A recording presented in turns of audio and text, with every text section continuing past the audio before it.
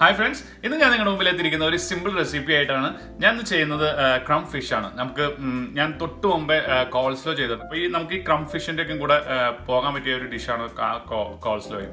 നമുക്ക് ഇതിൻ്റെ കൂടെ ഒരു ഫുൾ കോഴ്സ് മെനു ആയിട്ട് നമുക്ക് ഉപയോഗിക്കാം. ക്രം ഫിഷും കോൾസ്ലോയും, പിന്നെ നമുക്ക് ഫ്രൈസോ അല്ലെങ്കിൽ ബേക്ക്ഡ് പൊട്ടാറ്റോ അങ്ങനെയൊക്കെ ആയിട്ട് നമുക്കൊരു ഫുൾ കോഴ്സ് മെനു ആയിട്ട് അത് ഉപയോഗിക്കാം.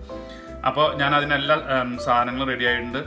നമ്മുടെ കുട്ടികൾക്കൊക്കെ വളരെ ഇഷ്ടപ്പെട്ട ഒരു സ്നാക്കായിട്ട് നമുക്ക് വേണമെങ്കിൽ ഇത് വറുത്ത് കൊടുക്കാം. അപ്പോൾ അതും നിങ്ങൾക്ക് ഒന്ന് ട്രൈ ചെയ്ത് നോക്കാവുന്നതാണ്. അപ്പോൾ ഞാൻ അതിനെല്ലാം റെഡി ആക്കിയിട്ടുണ്ട്. ഒരു 3 ബാസ ഫിലെ ചെയ്ത ബാസയാണ് ഞാൻ ഉപയോഗിക്കുന്നത്. നമുക്ക് സ്വന്തമായിട്ട് നമുക്ക് അറിയാവുന്നവരാണെങ്കിൽ ഫിലെ ചെയ്തെടുക്കാം, ആ മുള്ളൊക്കെ ഒന്ന് കളഞ്ഞെടുക്കാം. ഇത് ഞാൻ റെഡിമെയ്ഡ് തന്നെ മുള്ള് കളഞ്ഞ ബാസയാണ് ഞാൻ എടുത്തേക്കുന്നത്. പിന്നെ ഞാൻ ബ്രെഡ്, നമ്മുടെ നോർമൽ വൈറ്റ് ബ്രെഡ് പൊടിച്ച് വെച്ചിട്ടുണ്ട്. പിന്നെ ഓൾ പർപ്പസ് ഫ്ലോറോ അല്ലെങ്കിൽ മൈദ, ഒരു 2 മുട്ട.